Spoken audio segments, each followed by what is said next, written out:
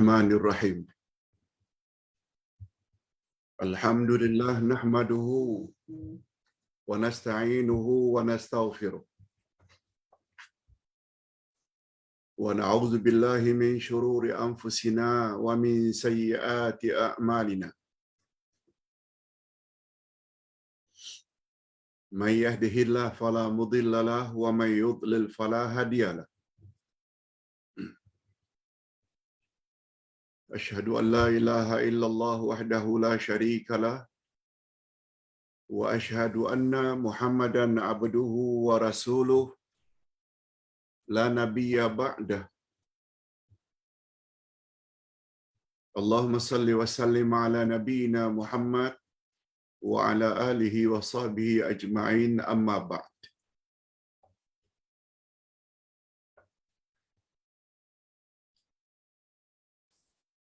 Hadirin dan hadirat serta para pemirsa yang saya hormati, Assalamualaikum warahmatullahi wabarakatuh. Alhamdulillah, kita bersyukur kehadirat Allah Azza wa Jalla. Pada pagi ini kita tambah lagi ilmu pengetahuan kita tentang akidah.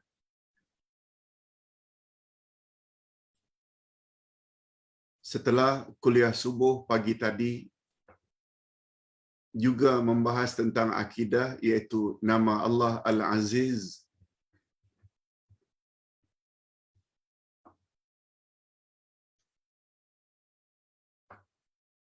Maka pada kuliah duha pagi ini kita akan sambung pelajaran minggu lalu di bawah topik manhaj akidah Ahlus Sunnah wal Jamaah. Minggu lalu kita telah bahas makna manhaj atau minhaj,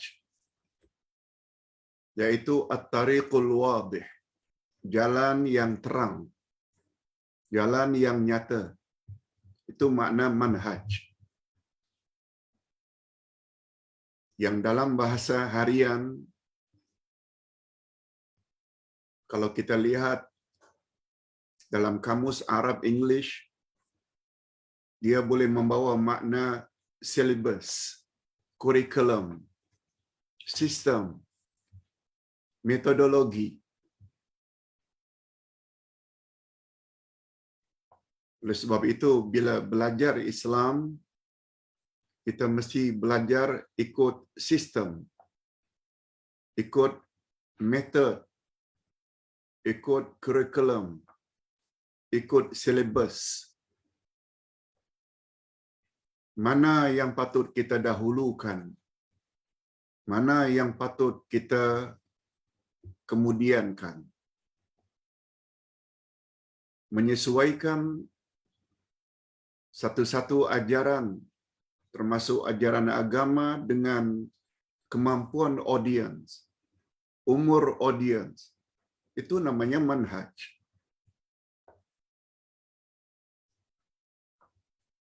Kalau Nabi SAW utamakan perkara akidah, baru kemudian menyusul ibadat, fiqh. Jangan kita buat terbalik. Baru namanya ikut manhaj bila kita dahulukan sebagaimana yang didahulukan oleh Nabi. Dari sudut priority. Utamakan mana yang lebih utama. Antara lain, wajib lebih utama daripada sunat. Fardu ain lebih utama dari fardu kifayah. Itu manhaj. Okey, akidah membawa makna simpulan atau ikatan menurut bahasa.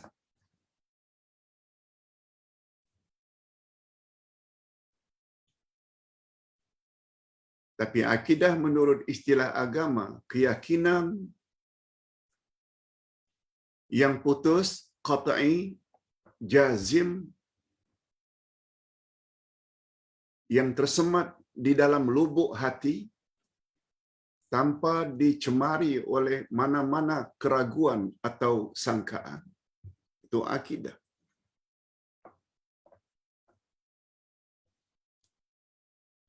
Kita dah bahas.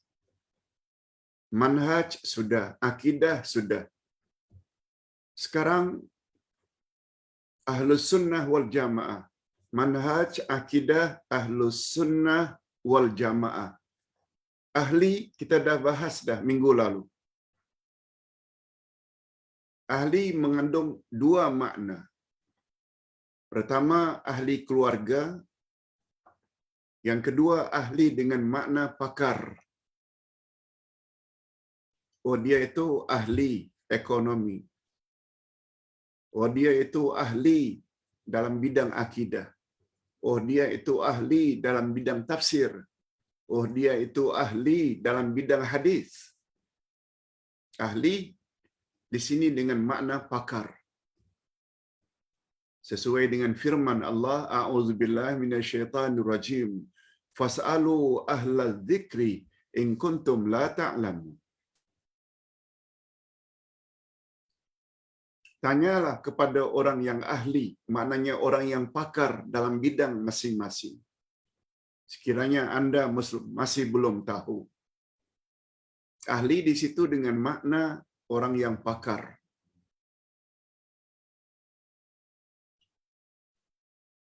Ahli makna kedua yaitu keluarga.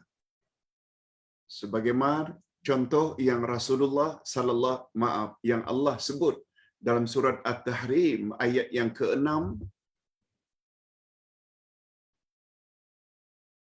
ya ayyuhalladzina amanu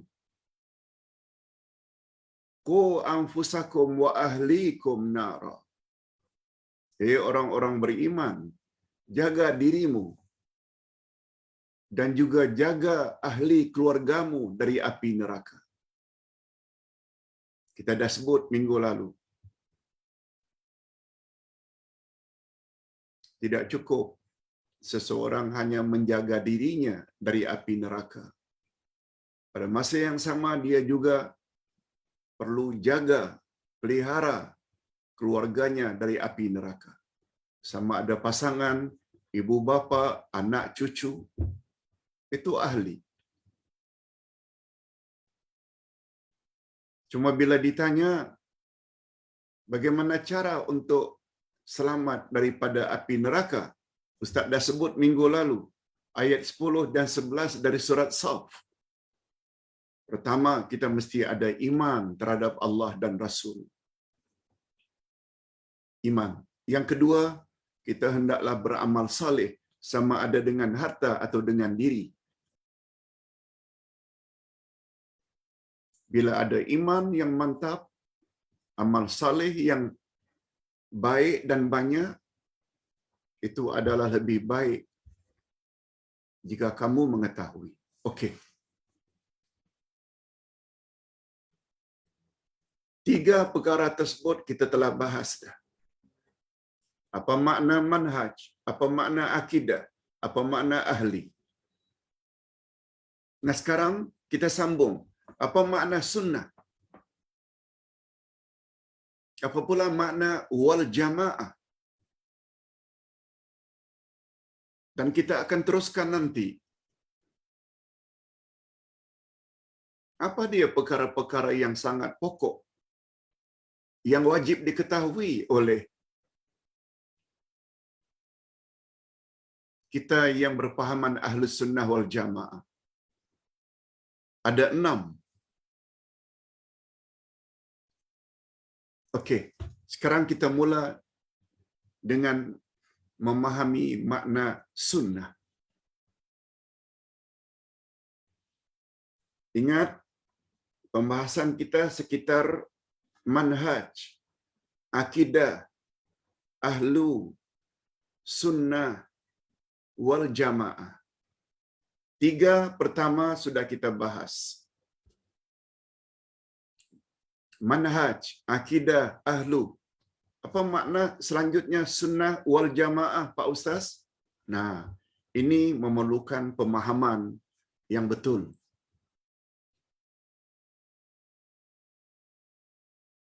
Tidak cukup sekedar mengaku, oh saya Ahlus Sunnah wal Jamaah, tapi tak faham apa makna sunnah. Tapi tak faham makna wal Jamaah. Anda belum lagi terjamin termasuk kelompok yang selamat. Ustaz sebut kelompok yang selamat, Nabi yang sebut. Umatku akan berpuak-puak menjadi 73 puak. Satu puak saja yang selamat dari azab neraka. Yang 72 semuanya masuk neraka. Ketika Nabi ditanya, siapa puak yang satu itu? Nabi jawab, Ahlus Sunnah wal Jamaah. Nabi jawab pula pada tempat yang lain, puak yang satu itu mereka yang ikut aku dan ikut sahabat-sahabatku. Ini dia pengertian As-Sunnah dengan Al-Jamaah. Berapa banyak mereka yang mendakwa berpegang kepada Ahlus Sunnah wal Jamaah, tapi ta'assubnya kepada tuan guru, na'udzubillah.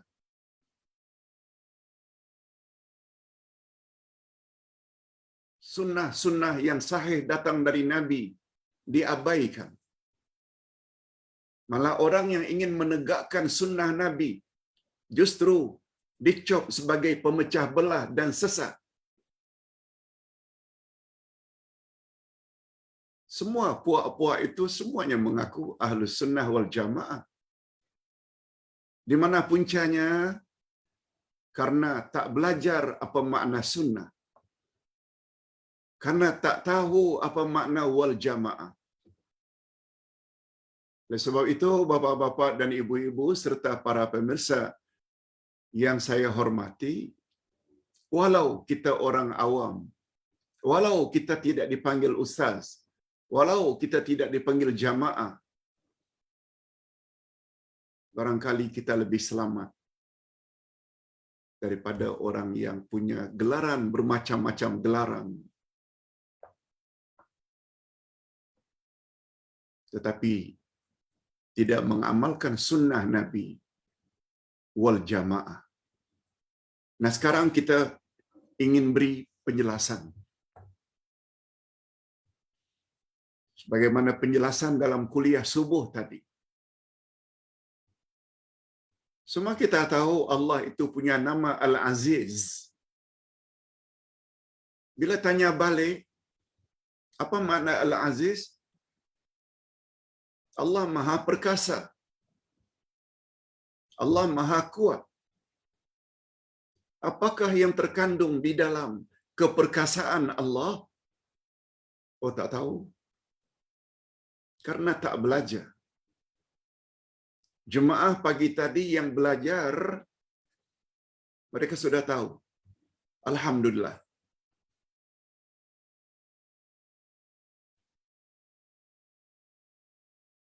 Banyak yang ucap terima kasih Pak Ustaz dengan penjelasan pagi tadi dalam kuliah subuh. Baru kami tahu, oh itu rupanya makna Al-Aziz. Yang di dalamnya terdapat sifat Al-Izzah. Ada namanya Izzatul Quwwah. Ada namanya Izzatul Mani'. Ada namanya Izzatul Qahr wal Ghalabah.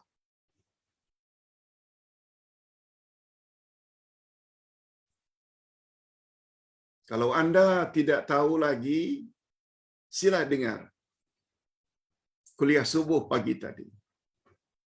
1 jam Ustaz bahas makna Al-Aziz. Di mana kesannya orang yang faham dengan makna Allah Al-Aziz, dia akan jadi orang yang kuat jasmani dan rohaninya.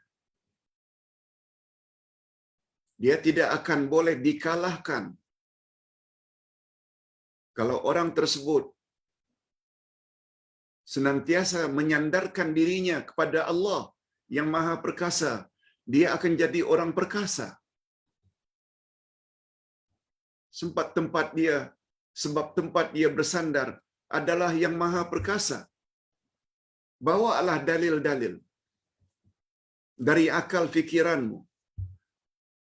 Bawalah semua pandangan dari ulama-ulama terkenal. Dia tidak boleh melawan kalamullah. Sebab semua kalamullah benar belaka.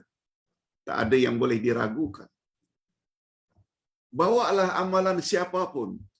Dia tak boleh dikalahkan bila kita ikut amalan atau cara ibadat Rasulullah.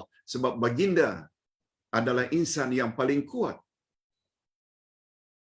Sebab beliau maksum, tak pernah salah.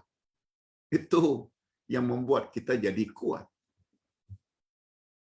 Dituduh apapun, kita tidak akan berganjak. Itu makna kekuatan. Ilmu mustahak. Bukan sekedar Al-Aziz Maha Perkasa. Apakah kandungan dalam keperkasaan Allah? Keperkasaan dari sudut kekuatan namanya Izzatul Quwwah. Keperkasaan dalam sudut boleh menghalang apa saja mudarat yang akan menimpamu. Itu namanya Quwwatul Bani'. Kekuasaan dari sudut mengalahkan, itu namanya Izzatul Qahri wal Ghalabah. Nasihat Ustaz, bagi yang belum dengar, sila dengar kuliah subuh pagi tadi. InsyaAllah tim Uday, khasnya Pak Yusuf dan Saudara Firdaus, akan tolong masukkan dalam grup YouTube berkenaan. Dengar, jangan tak dengar. Nah sekarang kita ingin bahas lebih lanjut. Apa makna sunnah Pak Ustaz? Kalau manhaj sudah, akidah sudah, ahli juga sudah, apa makna as-sunnah? Okey. Perkataan as-sunnah menurut bahasa dia mengandung dua. Sunnah yang baik dan sunnah yang jahat. Ini menurut bahasa. Yang dalam bahasa Arab disebut at-tariqatu was-siratu hamidatun kanat au zamimah. Perjalanan hidup atau sirah sama ada yang terpuji atau yang tercela. Itu makna asal menurut bahasa.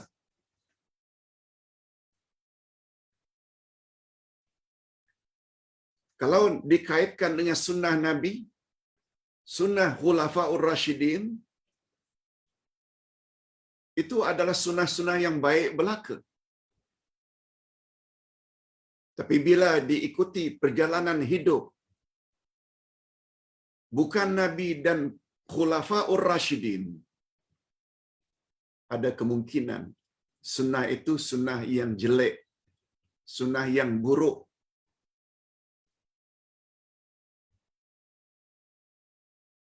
Sebab Nabi Muhammad sallallahu alaihi wasallam bersabda dalam hadisnya, sesiapa yang telah mempelopori, mengawali satu sunnah yang baik,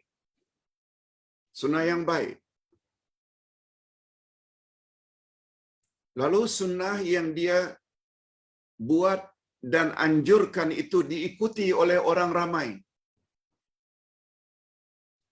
maka dia yang menganjurkan sunnah yang baik itu dapat pahala sebanyak mana orang yang ikut dengan tidak kurangi sedikit pun. Apa kata Nabi? Selanjutnya, siapa yang buat amalan buruk, sama ada unsur khurafat ke syirik ke bid'ah, lalu dianjurkannya, disebarkannya kepada anak muridnya, kepada followersnya, sunnah yang buruk. Umpamanya mandi safar, Rabu terakhir bulan Safar, dianjurkannya. Lalu pengikut-pengikutnya buat apa yang dia anjurkan. Dia akan dapat dosa. Selain dosanya yang menganjurkan, juga dosa.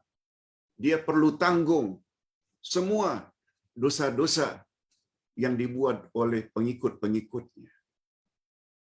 Ini maknanya sunnah ada dua jenis. Ada sunnah baik, ada sunnah jahat.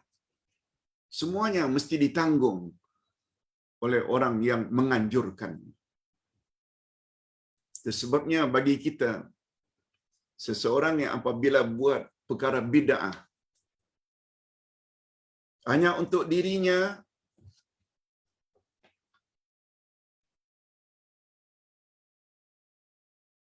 beza dengan orang yang sudahlah buat bid'ah, anjurkan pula orang lain. Oh, dia kena tanggung. Kata Nabi, dosanya itu tidak dikurangi sedikit pun. Ini sesuai dengan sabda Nabi. Perbuatan kaum Nabi Lut yang mempelopori dan memulakan budaya homoseksual, liwat, sodomize. Karena liwat tersebut dimulai oleh kaum Nabi Lut. Kaum tersebut kena tanggung semua perbuatan homoseksual dan liwat sampai akhir zaman. Semua mereka kena tanggung. Apa sebab? Sebab mereka yang mempelopori.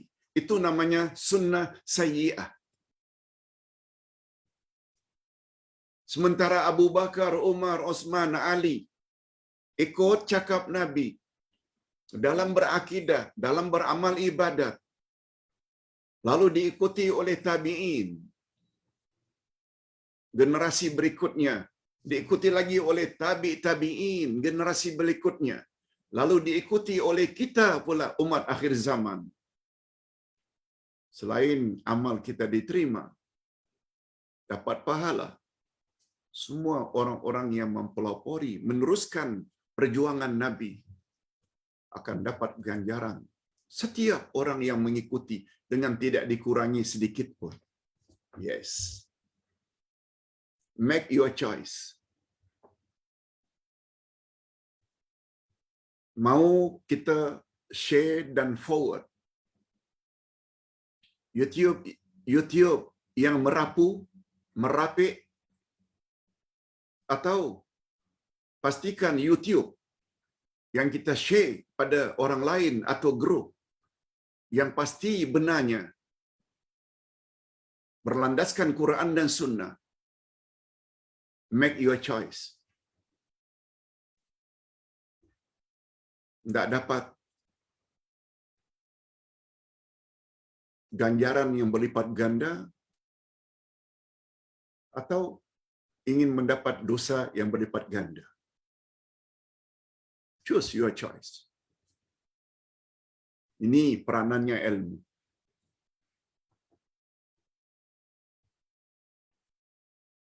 Jadi sunnah bermakna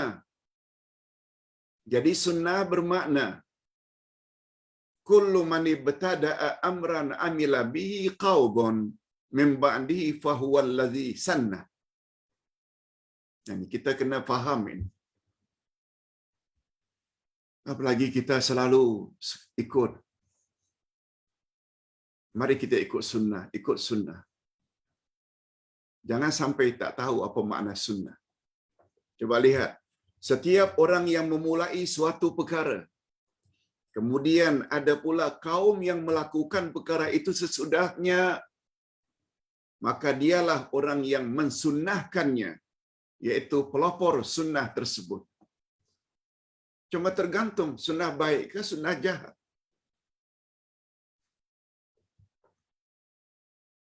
Ini hadis yang Ustaz sebutkan tadi. Riwayat Imam Muslim.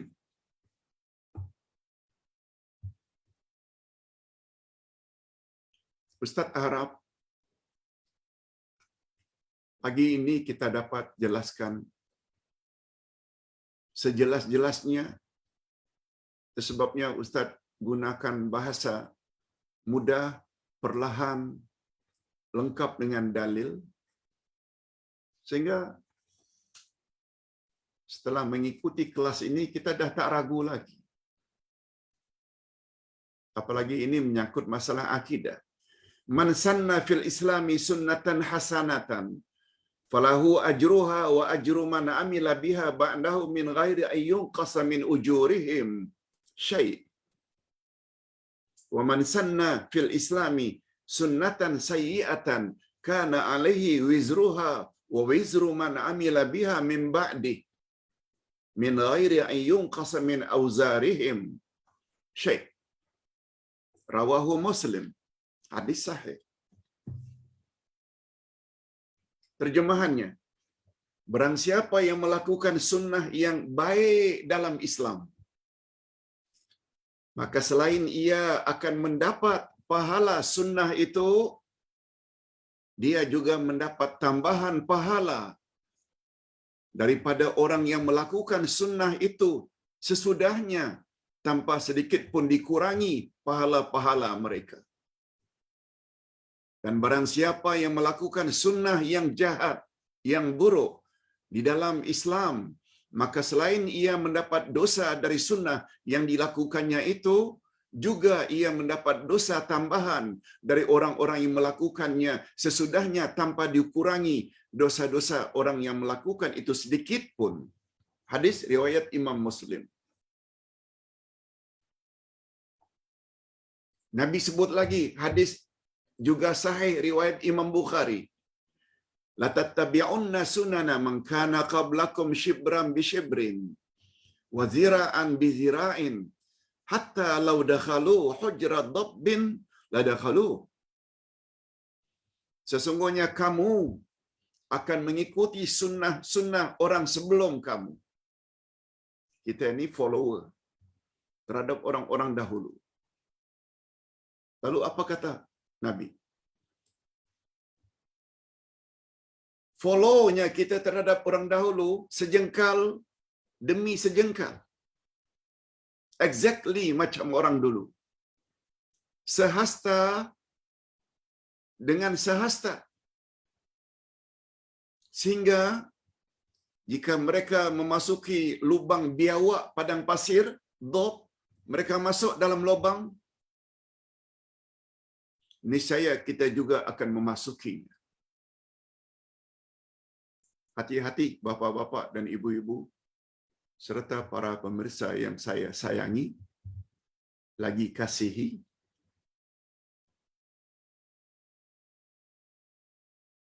Kita kena saring apa yang kita telah warisi dari nenek moyang. Itu maknanya kita sebagai follow nenek moyang punya adat istiadat dan tradisi. Adat istiadat nenek moyang dulunya ramai-ramai mandi safar, ramai-ramai pakai tangkal, percaya dengan ramalan bomo, mendatangi kuburan-kuburan tertentu yang dianggap keramat, berdoa mohon, bayar nazar.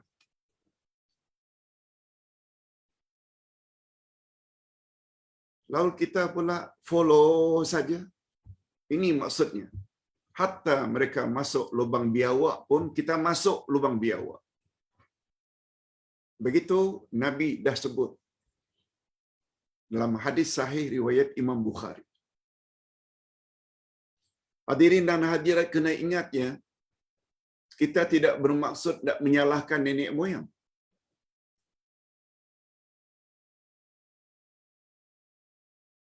Mereka yang hidup 50, 70, 100 tahun yang lalu. Kondisi zaman itu tidak ada orang yang mengajar Islam ini seperti hari ini. Lengkap dengan ayat Qur'annya. Surah berapa, ayat berapa, lengkap dengan hadisnya. Lengkap dengan derajatnya sekali. Ada sahih, ada palsu, ada dhaif, ada hasan.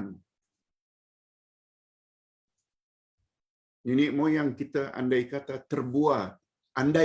terbuat perkara-perkara syirik, khurafat, bid'ah. Ustaz yakin Allah maafkan mereka. Sebab mereka tidak banyak tahu tentang Quran, Sunnah. Tidak banyak tahu tentang akidah. Sebagaimana kita tahu hari ini. Mereka dimaafkan oleh Allah.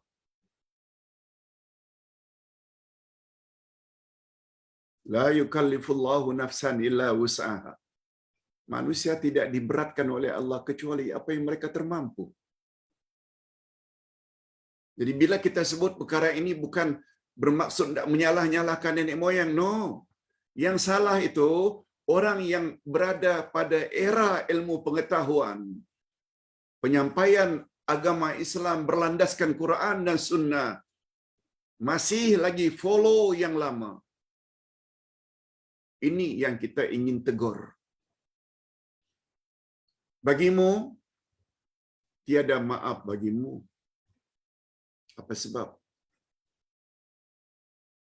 Kita tidak boleh lagi jawab, kami tak tahu ya Allah. Barangkali kita akan ditanya, mengapa tak mau belajar? Kan ada ustaz ini, ustaz itu yang bawa ke jalan yang lurus. Malah tafsirkan pula apa makna jalan yang lurus. Iaitu jalan Nabi, jalan Siddiqin, Syuhada dan Salihin. Lengkap dengan ayat Quran. Lengkap dengan hadisnya. Mengapa tak ikut? Tiada maaf bagimu.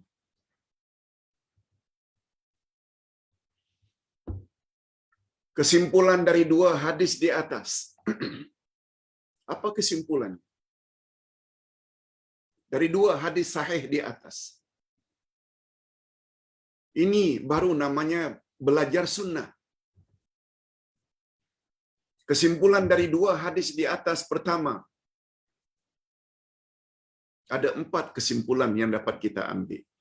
Perkataan sunnah yang dimaksudkan di dalam dua hadis tersebut adalah sunnah menurut bahasa. Ada sunnah baik, ada sunnah jahat. Yaitu jalan yang baik dan jalan yang buruk. Ingat, itu sunnah dalam bahasa. Yang kedua, untuk mengetahui apakah yang dimaksudkan dengan itu sunnah yang baik atau sunnah yang buruk, sangat berkaitan dengan konteks atau susunan sesuatu ayat. Oh, kami ikut sunnah nenek moyang.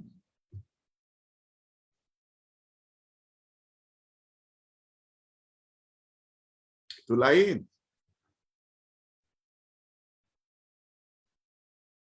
Oh, kami ikut sunnah Nabi dan sunnah para sahabat. Itu lain. Itu maksudnya sunnah itu mesti dikaitkan dalam ayat dari sudut konteksnya. Yang ketiga, sunnah yang baik biasanya disandarkan kepada Allah, Rasul. Itu sunnah yang baik. Ini yang kita ajar. Quran cakap begini, hadis cakap begini. Lalu kita follow. Itu maknanya anda telah follow sunnah yang baik. Sedangkan sunnah yang buruk, jika disandarkan kepada selain Allah dan Rasul. Coba dengar kata-kata Imam Asy-Syafi'i. Jika pendapatku bercanggah dengan hadis yang sahih, campak olehmu pendapatku ke dinding. Ambil hadis yang sahih. Ini dia orang faham. Imam Syafi'i 10 tahun dah hafal Quran. 12 tahun dah hafal kitab hadis Al-Muwatta sesunan Imam Malik. Pun kata bila pendapat aku ternyata bercanggah dengan sunnah Nabi, hadis Nabi yang sahih, ambil hadis yang sahih, campak pendapatku. Berapa banyak hari ini ustaz-ustaz yang melarang bertanya apa dalilnya, yang menyuruh supaya followernya ikut sajalah. Kamu ragu ke dengan aku? Kalau ustaz jadi anak murid, ustaz akan jawab, yes, saya ragu. Sebab anda tidak maksum. Kalau betul Tuhan mengajar yang betul tentang Islam,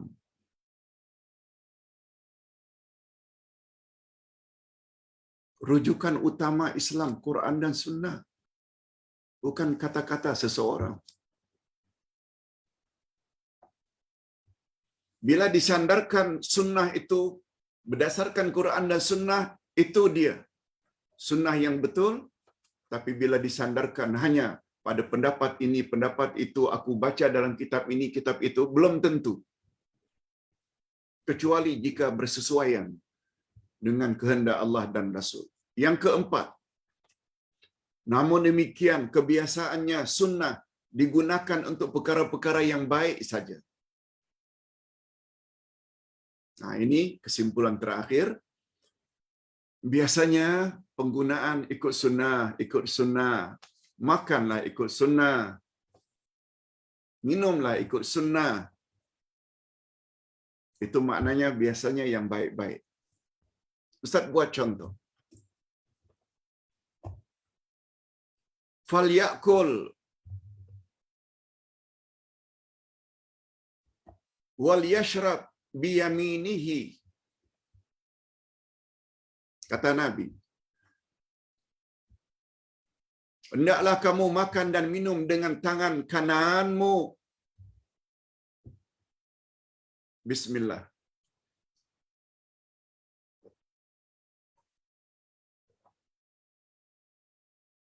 Apa sambungan hadis?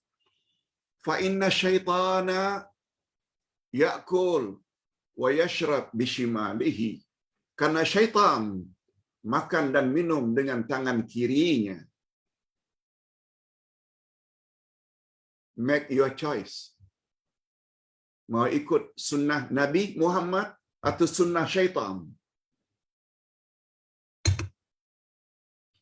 Senang saja contohnya.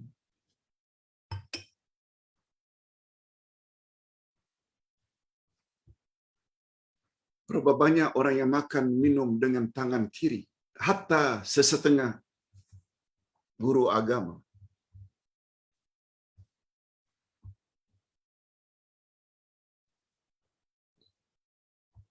Sunnah siapa yang kita kena ikut?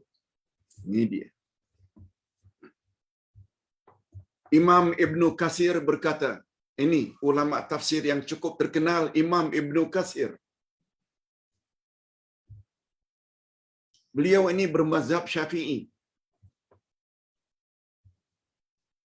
Coba dengar apa kata beliau. Perkataan as-sunnah dan pecahannya sering disebut di dalam hadis yang pada asalnya membawa makna at-tariqatu was-sirah, jalan dan sirah atau perjalanan hidup Nabi. Adapun as-sunnah menurut istilah syarak, ini dia. Adapun sunnah menurut istilah syarak, syarak maknanya menurut istilah agama, para ulama berbeza pandangan sesuai dengan bidang pembahasan mereka masing-masing.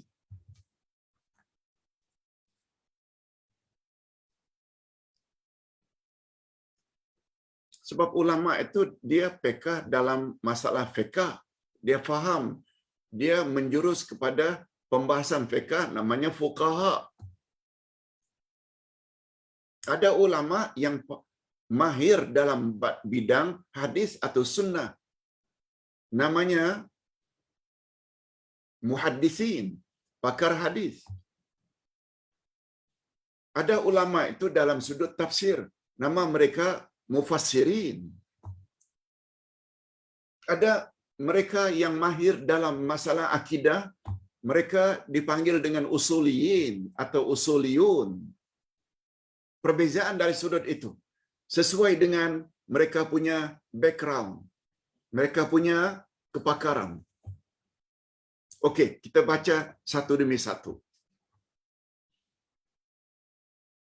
Adapun ulama yang mahir dalam hadis yang dipanggil dengan muhaddisin atau muhaddisun, ulama hadis. Apa kata ulama hadis tentang makna as-sunnah? As-sunnah ialah segala yang ditinggalkan oleh Nabi Muhammad sallallahu alaihi wasallam, sama ada perkataan, perbuatan, takrir atau ketetapan Nabi. Sifat kejadian iaitu khalqiyah atau sifat akhlak atau khuluqiyah atau perjalanan hidup atau sirah Nabi. Sama ada berlakunya sebelum baginda sallallahu alaihi wasallam diutus menjadi rasul atau sesudahnya. Dalam hal ini as-sunnah sama dengan al-hadis. Sunnah, hadis sama. Itu definisi menurut muhaddisun. Kita selalu bila disebut sunnah selalu merujuk kepada istilah ahli hadis.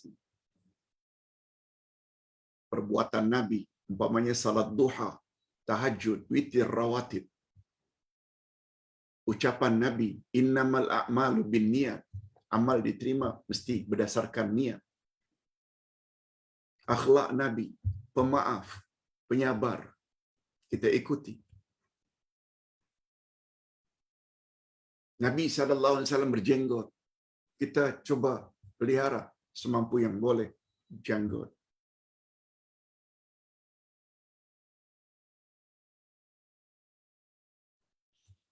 Menurut usuliyun, iaitu ulama usul, ulama usulul fiqh,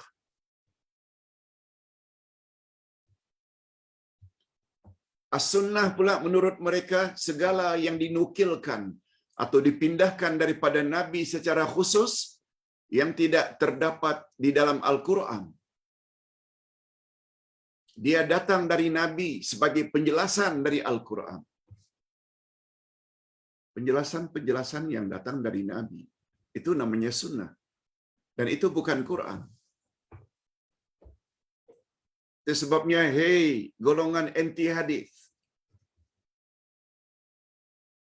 Kamu tidak boleh hanya berpandukan Quran. Quran lain. Hadis lain. Quran itu datang daripada Allah. Sama ada maknanya atau susunan kata-katanya 100% dari Allah itu Quran. Sunnah Nabi pula penjelasan dari Nabi. Walaupun ianya dari wahyu, tapi Nabi dibenarkan menyusun dengan bahasa sendiri. Itu namanya sunnah. Yang boleh menjamin seseorang tidak akan sesat, bukan berpegang pada Quran saja, tapi mesti Quran dan sunnah. Itu sebabnya Nabi tidak sebut, aku tinggalkan kepadamu satu perkara saja. Bila kamu ikut, kamu tak akan sesat, iaitu Quran. No. Nabi sebut, taraktu fikum amrain, yang aku tinggal dua perkara. Yang jika kamu ikut, kamu tidak akan sesat selama-lamanya. Quran dan Al-Hadis.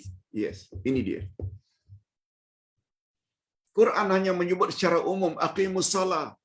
Macam mana kamu nak salat bila kamu tidak tahu caranya? Dan cara yang paling tepat ialah salat yang diajar oleh Nabi.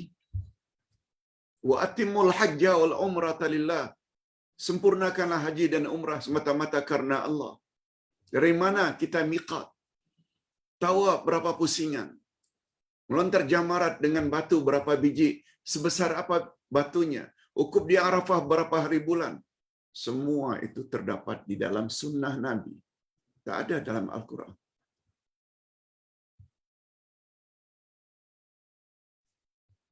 Sebabnya nasihat Ustaz jangan terpengaruh dengan golongan anti hadis, golongan liberal yang menafsirkan Quran suka-suka hati dengan akal semata-mata. Kita berani mengatakan, jangan berdasarkan akal tak boleh. Menafsirkan Quran dengan hadis yang dhaif pun tak boleh. Dia mesti hadis yang sahih. Sebab hadis yang dhaif 50-50. Ada kemungkinan Nabi sebut. Dan ada juga kemungkinan barangkali Nabi tak sebut. Maknanya tidak membawa result yakin. Quran sesuatu yang yakin.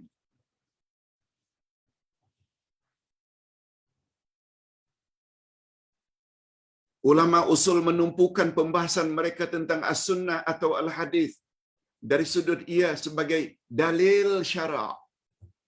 Itu dia, dalil syara'. Atau tak ada dalam Quran, ambil dalam hadis. Dalam Quran hanya tak boleh kamu memadukan wanita dengan adik-beradiknya. Haram. Kita kawinkan seorang wanita A, kemudian kita madukan A dengan B, sedangkan B ini adalah adik atau kakak A. Tak boleh. Nabi tambah. Tak ada dalam Quran. Juga tidak boleh kamu memadukan antara seorang wanita dengan antinya, dengan makciknya. Tak ada dalam Quran. Tapi itu ada dalam hadis Nabi. Oh, sudah kahwin dengan A, tengok makciknya. Oh, rupanya lagi cantik. Nak madukanlah. Tak boleh. Sebab itu boleh memutuskan silaturahim antara wanita tersebut dengan makciknya. Boleh memutuskan silaturahim. Sebagai contoh. Nah, sunnah menurut fuqaha pula, ahli fiqh. Sesuatu yang sabit dari Nabi yang tidak menunjukkan kepada hukum fardu atau wajib. Jadi menurut ilmu fiqh, sunnah itu maknanya hukumnya sunat. Seperti salat sunat rawatib, duha, tahajud, witir. Beza dengan zuhur, asar, maghrib, isyak, subuh. Jadi sunnah menurut ulama fiqh membawa makna sesuatu yang hukumnya tidak wajib atau tidak fardu. Yang keempat, menurut ulama akidah. Nah, apa pula ulama akidah punya pandangan? Ini pembahasan utama kita. As-sunnah, kata ulama akidah, makna as-sunnah perjalanan Rasulullah dan para sahabat. Dari sudut keilmuan, dari sudut amalan, dari sudut budi pekerti, dari sudut sikap, dari sudut tindakan yang mencakupi seluruh aspek kehidupan. Itu dia sunnah dalam ilmu akidah. Oleh sebab itu, untuk meyakini makna siratal mustaqim, kita mesti ikut perjalanan orang-orang yang telah Allah beri mereka nikmat. Allah explain siapa yang telah mendapat nikmat itu. Perjalanan mereka lah jalan yang lurus. Allah explain pada ayat 69 surat An-Nisa. Alladzina an'amallahu alaihim minan nabiyyin was-siddiqin wasyuhada was-salihin. Orang yang telah mendapat nikmat itu dan merekalah telah berada di atas jalan yang lurus adalah nabi-nabi, siddiqin, syuhada, salihin. Dan untuk kita umat akhir zaman, nabi-nabi itu adalah ikut nabi. Siddiqin yang paling utama, Abu Bakar As-Siddiq. Syuhada yang paling utama, Umar, Uthman, Ali, semuanya dibunuh ketika menjalani tugas kekhalifahan. Confirm mereka syuhada. Apalagi keempat-empat mereka khulafaur rasyidin. Orang 4 teratas dari 10 yang garanti masuk syurga. Lalu orang macam itu kita tak mau ikut. Tak menguatkan makna as-sunnah. Perjalanan hidup Nabi. Perjalanan hidup para sahabat. Baru yang keempat as-salihin, orang-orang saleh. Mengapa mereka diletakkan yang paling akhir? Mereka juga perlu diikuti, terutama Imam Abu Hanifah, Imam Malik, Imam Asy-Syafi'i, Imam Ahmad bin Hanbal. Mereka telah diiktiraf sebagai orang saleh, ikut. Hanya saja kita perlu tahu siapa yang disebut dahulu oleh Nabi. Kita mesti dahulukan. Ikut sunnah Nabi. Kalau tak ada sunnah Nabi, sunnah Abu Bakar. Kalau tak ada Abu Bakar, Umar, Uthman, Ali. Keempat-empatnya khulafaur rasyidin. Sesuai dengan Nabi. Man ya'ish minkum fasayara ikhtilafan katsira. Alaikum bisunnati wa sunnatil khulafa ar-rasyidin al-mahdiyyin min ba'di. Addu 'alaiha bin nawajiz. Bila kamu punya umur panjang, kamu akan lihat banyak terjadi perbalahan pada akhir zaman. Jika kamu ingin selamat, ikut saja sunnahku dan sunnah khalifah-khalifah ar-rasyidin sesudah aku. Siapa mereka? Abu Bakar, Umar, Uthman, Ali. Addu 'alaiha bin nawajiz. Pegang kuat-kuat dengan gerahammu. Maknanya pegang kuat-kuat. Jangan tinggalkan sunnah Nabi dan sunnah khulafaur rasyidin. Baru yang keempat as-salihin. Boleh juga diikut, tapi jangan utamakan orang saleh sampai kita tinggalkan hadis Nabi Abu Bakar, Umar, Uthman, Ali. Itu dah terbalik namanya. Ikut imam kita, Imam Asy-Syafi'i. Jika pendapatku bercanggah dengan hadis Nabi yang sahih, campak pendapatku ke tembok, ambil hadis yang sahih. Apalagi Nabi SAW bersabda, Ibda'u bima bada'allahu bikum. Atau kama qala Nabi. Mulailah oleh kamu, dahulukan oleh kamu, apa yang telah Allah dahulukan. Siapa yang dahulu di sini? Nabi.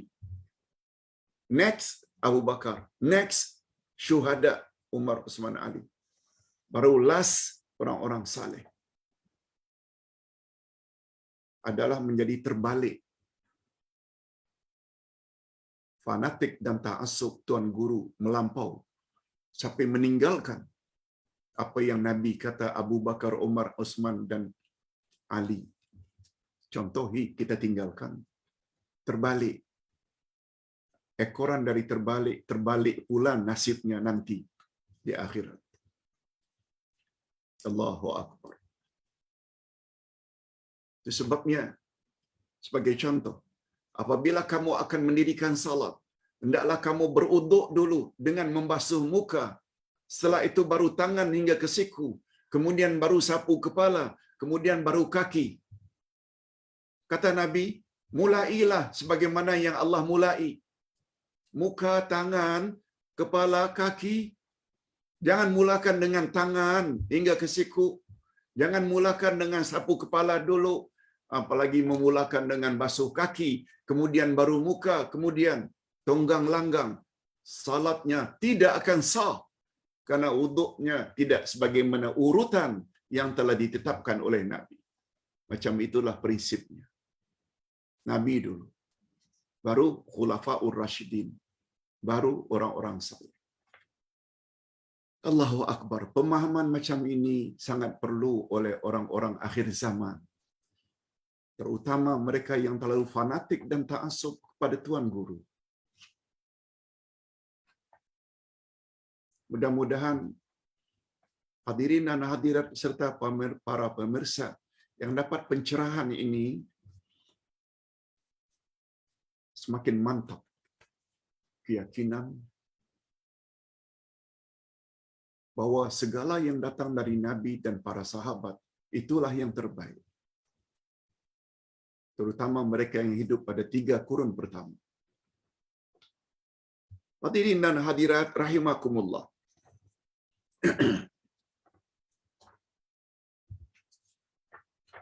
Allahu Akbar. Tak apa. Demi kemantapan akidah, kita yang selalu sebut ikut sunnah, ikut sunnah.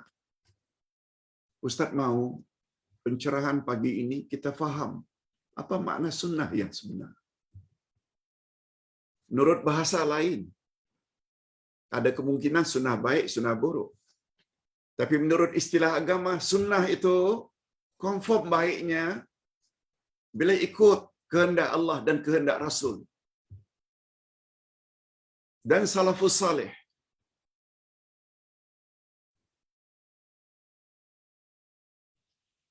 Jadi maksud as-sunnah menurut ulama akidah ialah perjalanan hidup Nabi dan perjalanan hidup para sahabatnya yang selamat daripada unsur-unsur syubhat.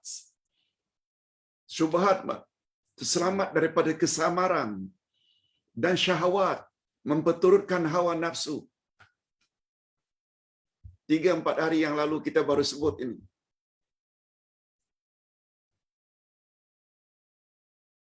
Ketika mempelajari 30 kunci kebahagiaan, yaitu fitnah syahwat dan fitnah syubhat. Dia berkait rapat. Pendorong fitnah syahwat adalah hawa nafsu. Pendorong fitnah syubhat karena kekurangan ilmu. Nah, kalau ingin selamat, milikilah ilmu Quran, ilmu hadis Nabi, dan ilmu yang diperturunkan oleh Khulafaur Rasyidin atau Salafus Saleh. Itu ilmu yang selamat sehingga kita layak tergolong ke dalam ikut sunnah Nabi.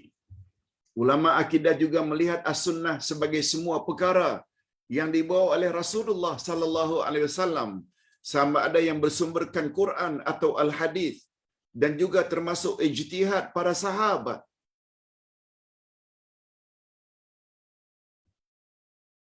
Ijtihad para sahabat, sama ada yang bersangkutan dengan hukum hakam ataupun tidak, asalkan ia dibawa oleh Rasulullah dan disuruh agar diikuti oleh umat Islam, sama ada fi'liyah atau sunnah tarkiyah. Apa dia, Ustaz? Sunnah fi'liyah. Apa pula sunnah tarkiyah? Ustaz buat contoh. Sunnah fi'liyah maknanya sunnah yang Nabi suruh.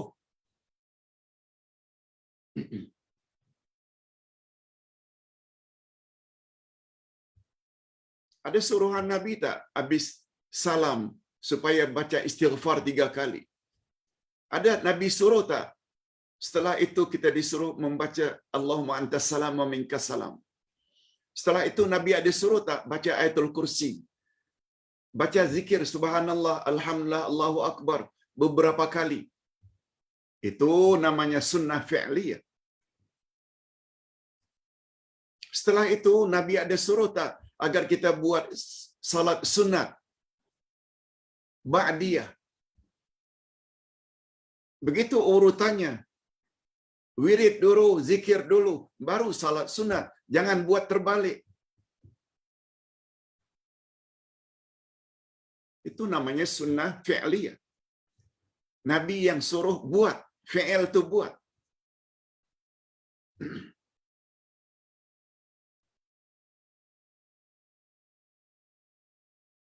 Nabi tinggalkan. Nabi tidak suruh. Nabi tidak buat. salat hadiah. Kita baru cakap semalam. Salat itu adalah ibadat. Kaedah tentang ibadat, al-aslu fil ibadah haramun ila ma amarahullah wa rasuluh. Segala bentuk ibadat tak boleh, haram, kecuali jika ada suruhan dari Allah dan suruhan dari Nabi. Bila ada suruhan, buat. Bila tidak ada suruhan, jangan buat. Itu maknanya Nabi tinggalkan, kita barulah namanya ikut sunnah. Jika yang Nabi buat dan suruh, kita buat. Apa yang Nabi tinggalkan, kita kena tinggalkan. Itu sebabnya muncul perkara bid'ah. Kita adakan yang Nabi tak suruh. Yang Nabi suruh bila ada kematian, apa yang kita patut buat? Bawa olehmu, lebih-lebih lagi sebagai jiran, ke rumah orang yang kematian, sebab mereka sibuk, mereka sedang sedih. Bawa makanan untuk mereka. Jiran tetangga. Bukan ramai-ramai datang rumah orang mati. Makan pula. Mana yang fi'liyah? Fi'liyah ni kita bawa makan untuk mereka. Mana yang tarkiyah, yang Nabi tidak buat, yang Nabi tinggalkan? Yang Nabi tinggalkan, yang Nabi tidak buat. Makan pula di rumah orang mati. Gara-gara tidak faham sunnah fi'liyah dan tarkiyah, akhirnya tonggang langgang. Yang Nabi buat, kita tak buat. Yang Nabi tak buat, kita buat. Na'udzubillah. Di mana ilmu kita?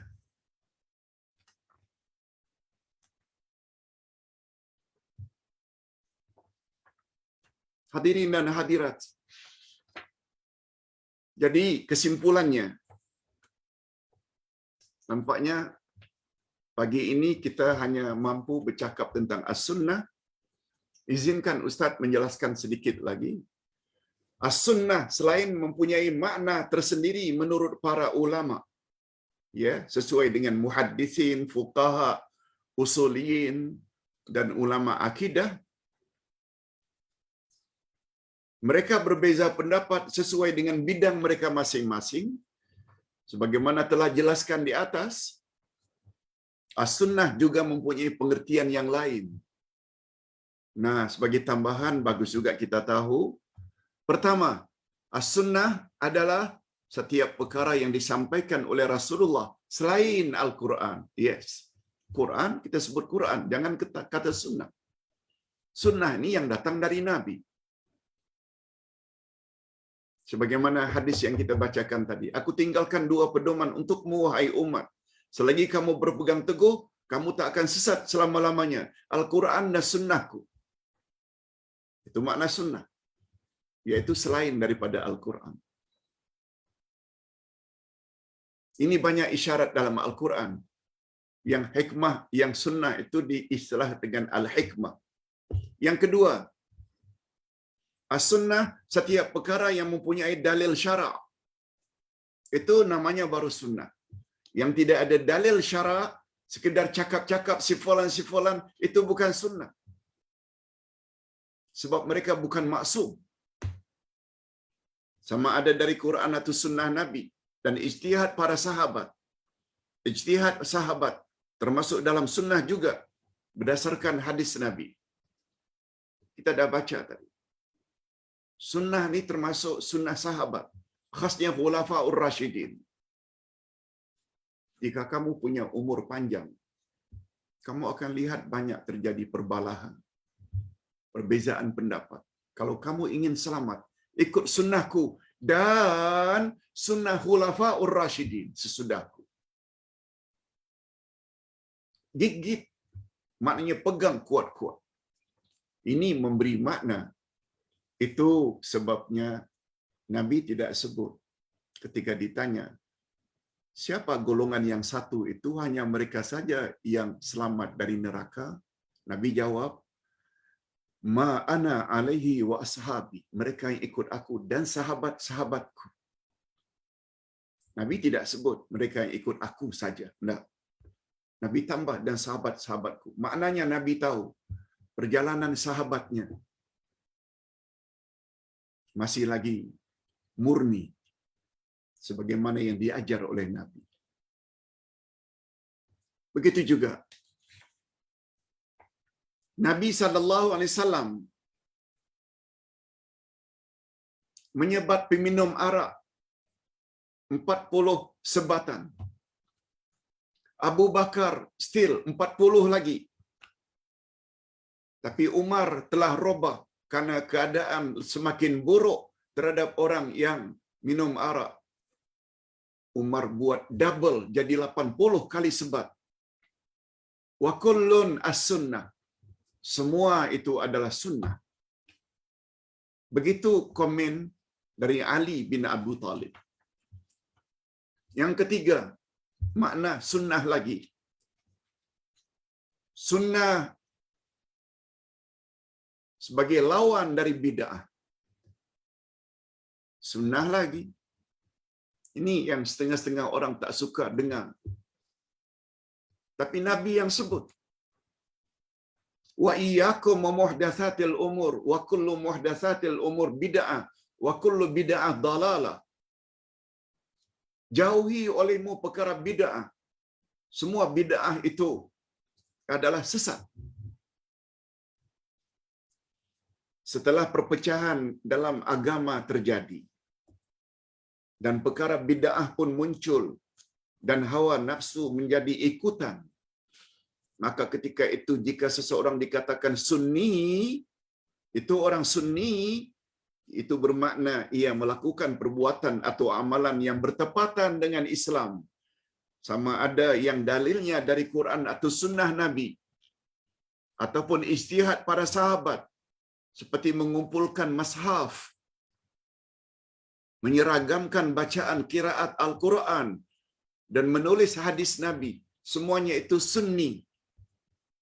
Allahumma ja'alna minhum. Mudah-mudahan kita termasuk ke dalam golongan itu. Sebaliknya, seseorang disebut bid'ai, lawan sunni bid'ai, jika ia melakukan perbuatan yang bertentangan dengan Quran dan sunnah Nabi. Istilah. Kalau buat bid'ah saja, maknanya orang itu sudah tidak sunni lagi. Walaupun dia mendakwa dia ahli sunnah wal jamaah, tapi ahli sunnah yang tak faham apa makna ahli, apa makna as-sunnah, ini apalagi terhadap al-jamaah. Yang keempat, terakhir, as-sunnah dengan makna usuluddin, atau pembahasan khas yang berkaitan dengan masalah akidah sahaja.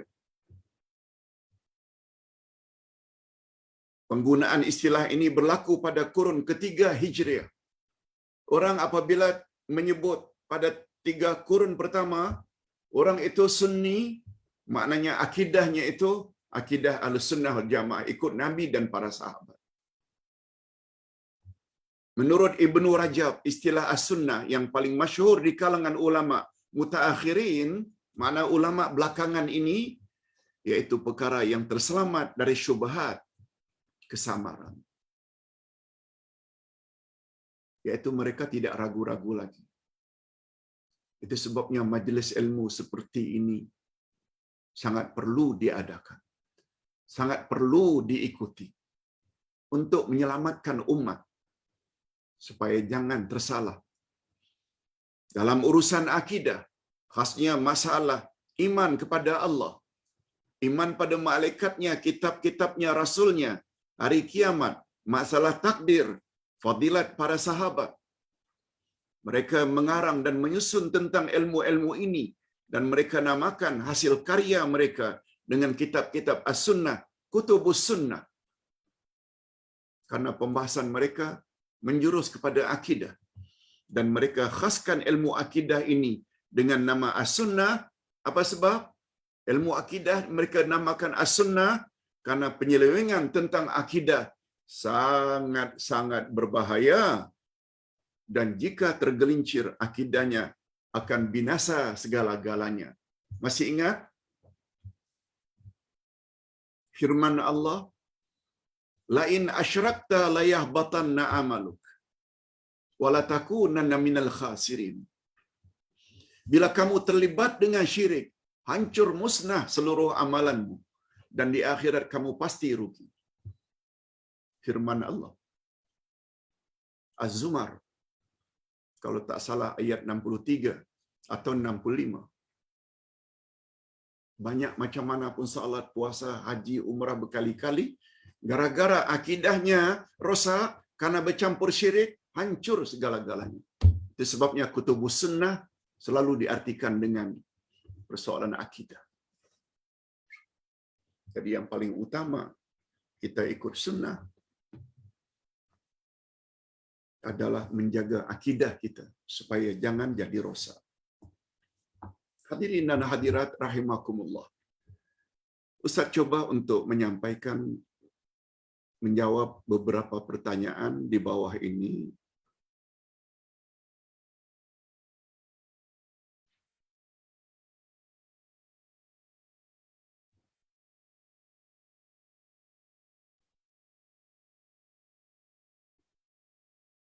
Sebenarnya ada 5 pertanyaan. Maaf, ada 4 pertanyaan. Yang pertama, Ustaz, boleh tak kongsi doa penutup dan pembuka majlis tadarus?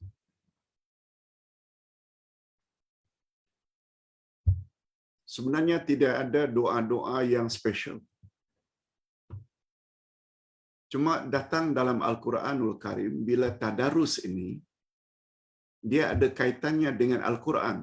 Tadarus Al-Quran, membaca Al-Quran, biasanya bersama-sama, bergiliran satu demi satu. Satu membaca, yang lain menyemak. Bila maksudnya itu, mengawalinya, mesti dengan a'udzubillahi minasyaitanirrajim. Itu doa juga. Aku mohon perlindungan daripada Allah dari gangguan syaitan. Itu yang paling utama. Sesuai dengan firman Allah pada ayat 98 dari surat An-Nahl. Wa idza qara'tal Qur'an fasta'idz billahi minasyaitonir rajim. Bila kamu akan membaca Quran, awalilah bacaan Quran itu dengan a'udzubillahi minasyaitonir rajim. Doa-doa khas yang datang dari Nabi tak ada. Adapun untuk penutupnya pula, yang paling utama penutup membaca Al-Quran, bukan sadaqallahul azim, bukan. Tidak datang dari Nabi. Menutupnya dengan sadaqallahul azim. Tapi menutupnya dengan majlis bacaan Quran atau apapun majlis yang baik-baik dengan tasbih kafarat. Siapa yang buat satu-satu majlis, hendaklah dia tutup majlis itu dengan tasbih kafarat atau doa kafarat. Subhanakallahumma bihamdik asyhadu an la ilaha illa anta astaghfiruka wa atubu ilaik. Yes. Itu dia penutup majlis. Tak kiralah majlis perjumpaan, musyawarat, termasuk majlis membaca Al-Quran. Baca penutup yang sama.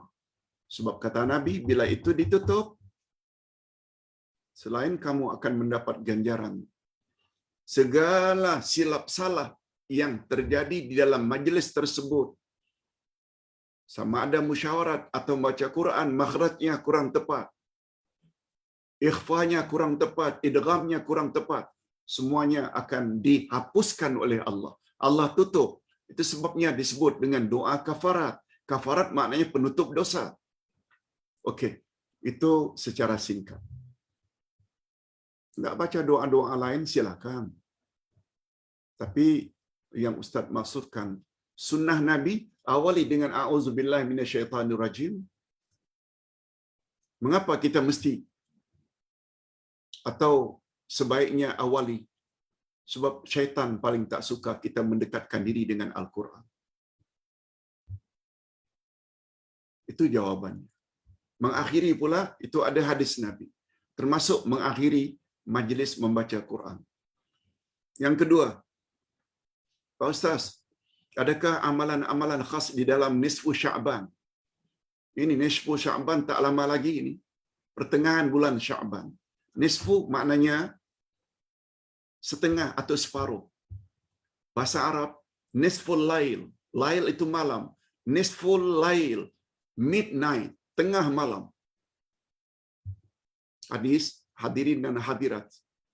Kita tak nafikan ada kelebihan bulan Sya'ban. Puasa sunat yang paling banyak Nabi lakukan adalah dalam bulan Sya'ban. Itu menunjukkan bulan Sya'ban adalah bulan yang sangat hampir dengan bulan yang penuh berkat, iaitu Ramadan. Tetapi tidak ada secara khusus salat tertentu, doa tertentu, zikir tertentu.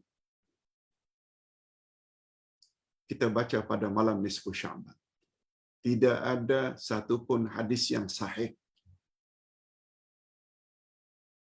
Oleh sebab itu, nasihat Ustaz, kalau anda setiap malam buat tahajud, witir, baca Quran, doa, terutama sepertiga akhir malam, buatlah perkara yang sama. Berdoalah. Walaupun itu ada yang menyebut, terutama Imam Asy-Syafi'i, ada 5 doa yang Allah pasti kabulkan. Doa pada hari Jumaat, doa pada malam hari raya. Satu di antara yang doa di malam nisfu Sya'ban, itu bukan datang dari Nabi, itu pandangan Imam Asy-Syafi'i. Nasihat Ustaz, jangan beranggapan ada salat-salat tertentu dengan bacaan-bacaan tertentu, wirid-wirid tertentu, salawat-salawat tertentu perlu dibaca di malam nisfu Sya'ban. No. Tidak ada hadis sahih dari Nabi menyebut perkara itu. Bukan bermakna Ustaz larang, tapi buatlah macam malam-malam biasa. Insya-Allah Allah Subhanahu Wa Taala akan kabulkan. Pak Ustaz, apa hukum jawab salam on audio dari orang yang sudah tiada, orang yang telah meninggal dunia? Berdosakah? Kita jawab, Pak Ustaz, mohon pencerahan. Ada seorang jemaah, dia dapat audio, bukan video tapi audio, hanya suara saja. Orang tersebut memberi salam. Lalu dia coba ingin jawab, Waalaikumsalam. Bila kita jawab salam dalam audio tersebut, yang tentu saja orang tersebut kenal dengan orang berkenaan, berdosakah Pak Ustaz? Jawaban Ustaz, tak berdosa. Orang beri salam.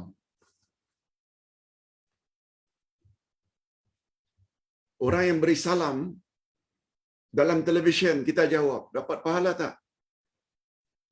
Itu yang kita nampak. Orang yang beri salam dalam radio yang kita tak nampak, dapat pahala tak? Dapat walaupun tak nampak. Sebab Allah berfirman dalam Al-Quran, فَإِذَا حُيِّيتُمْ بِتَحِيَّةٍ فَحَيُّوا بِأَحْسَنَ مِنْهَا أَوْ رُدُّوهَا. Apabila orang memberi penghormatan kepada kamu, maka balaslah penghormatan itu dengan yang lebih baik atau serupa saja. Nabi Muhammad explain tentang ayat ini, yaitu cara memberi salam. Bila orang memberi salam, Assalamualaikum, jawab dah yang lebih baik, Waalaikumsalam warahmatullah. Bila orang memberi salam, Assalamualaikum warahmatullahi, jawablah yang lebih baik. Waalaikumsalam warahmatullahi wabarakatuh. Atau sama saja, Assalamualaikum, Waalaikumsalam. Dengan kata lain, insya Allah kita dapat pahala dan mudah-mudahan salam dalam bentuk audio itu termasuk amal saleh yang ditinggalkan. Maklumlah hari ini dengan kemajuan teknologi, suara orang walaupun dah meninggal dunia puluhan tahun masih lagi boleh didengar. Sebagaimana kita dengar hari ini nyanyian-nyanyian penyanyi-penyanyi zaman dahulu. Kalau yang baik dia akan dapat ganjaran pahala.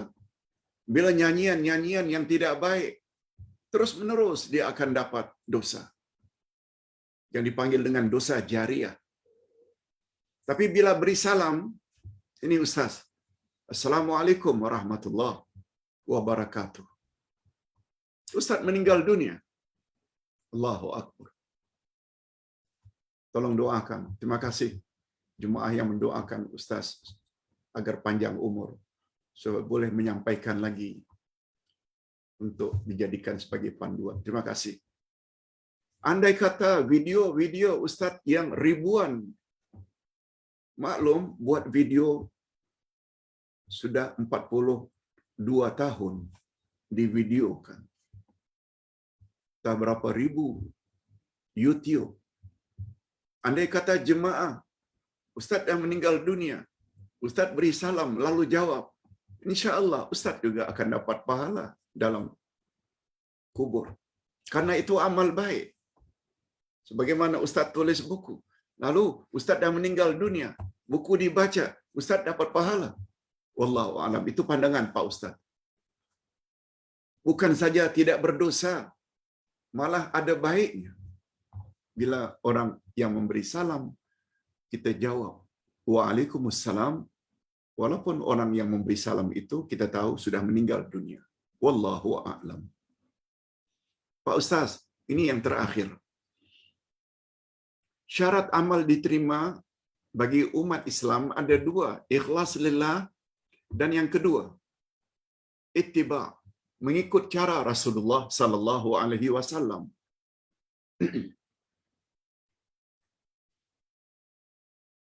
Yang saya tidak begitu jelas tentang fadailul a'mal. Fadilat amalan. Bolehkah fadilat amalan itu kita lakukan walaupun hadisnya tidak sahih? Okey. Ustaz pahami pertanyaannya macam itu. Hadirin dan hadirat, kita tadi baru bercakap tentang as-sunnah, iaitu segala yang datang dari Nabi dan para sahabat dan salafus saleh. Bila kita ikuti anjuran-anjuran mereka, itu maknanya kita ikut sunnah. Cuma oleh para muhaddisin, ulama-ulama hadis, hadis itu dikategorikan ada sahih, ada hasan, ada dhaif, ada maudhu', palsu.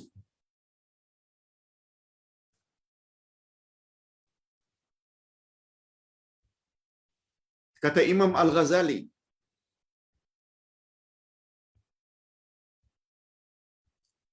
ikutilah, amalkanlah amalan-amalan yang datang dari Nabi secara sahih.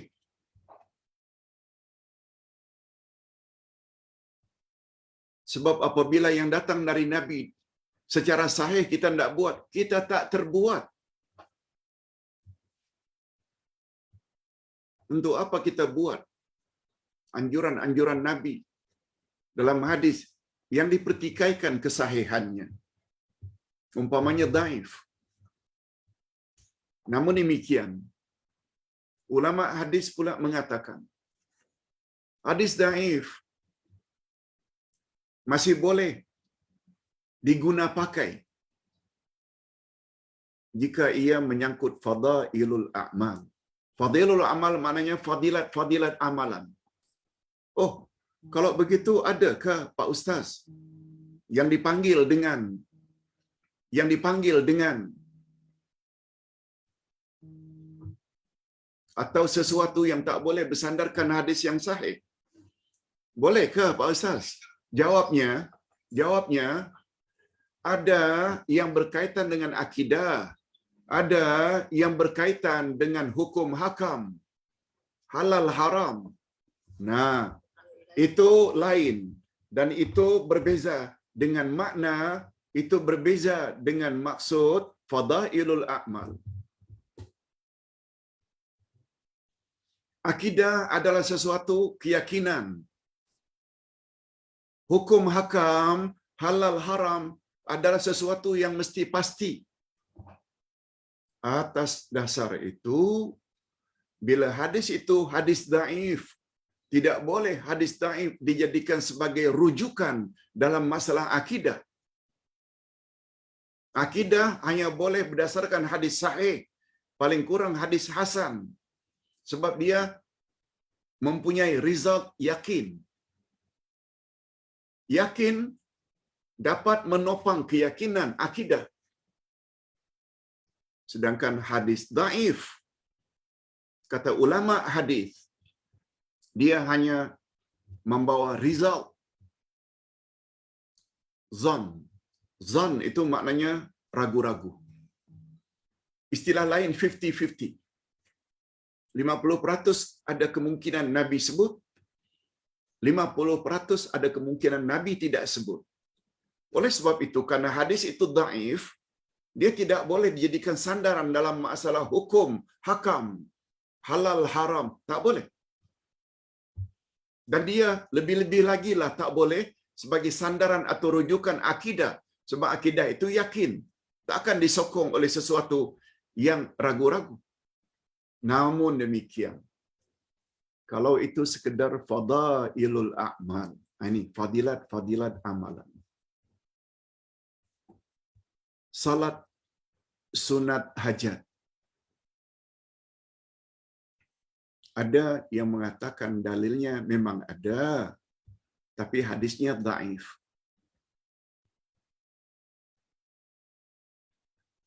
Anda masih boleh lagi buat salat hajat sesekali, asalkan jangan setiap hari. Bila setiap hari, itu bermakna confirm datang dari Nabi. Sesekali okey. Salat sunat tasbih, fadilat amalan. Sesetengah mengatakan hadisnya dhaif, sesetengah lagi mengatakan hadisnya sahih. Yang mustahak ada pertikaian tentang kekuatan hadis salat tasbih. Silakan, karena ini tidak menyangkut akidah, karena ini tidak menyangkut hukum hakam, silakan buat. Tapi dengan syarat, ini. Daif dengan syaratnya, syarat apa? Bukan daifun jiddan, bukan terlalu daif. Sekedar daif saja. Bukan daifun jiddan atau syiddatud da'af. Lemahnya bersangat-sangatan. Itu tak boleh. Tapi sekedar daif, boleh. Ini penjelasan yang dapat Ustaz sampaikan pada pagi ini. Mudah-mudahan ada manfaatnya. Masya Allah, kita belajar hari ini lebih kurang 1 jam setengah. Kita akhiri dengan doa.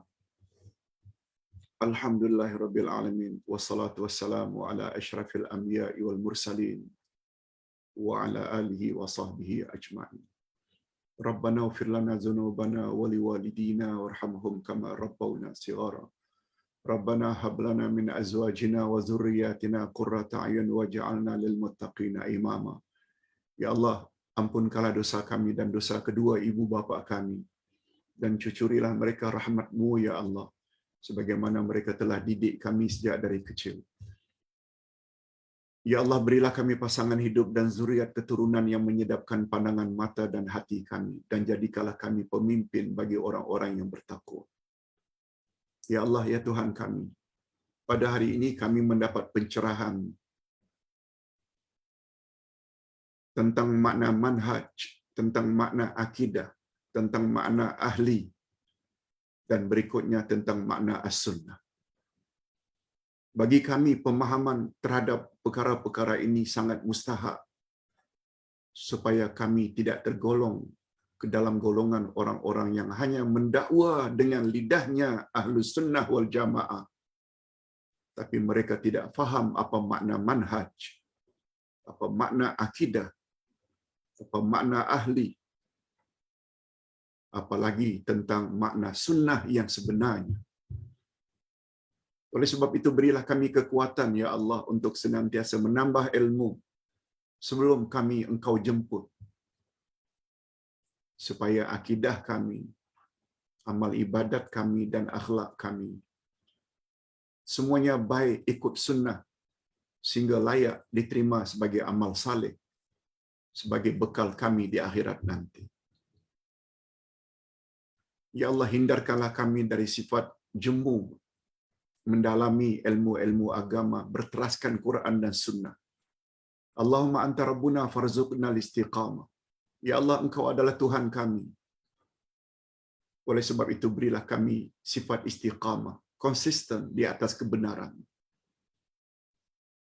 Ya Allah, ya Aziz, ya Aziz, ya Aziz, Engkau memiliki kekuatan yang luar biasa.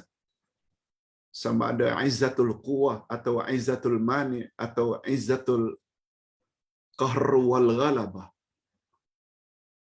Berilah kami kekuatan, ya Allah, berdasarkan kekuatan yang ada pada sisimu. Sebab kami yakin, bila kami berada di bawah naungan kekuatan dan keperkasaanmu, kami akan jadi orang yang kuat, bukan saja jasmani, tapi juga rohani.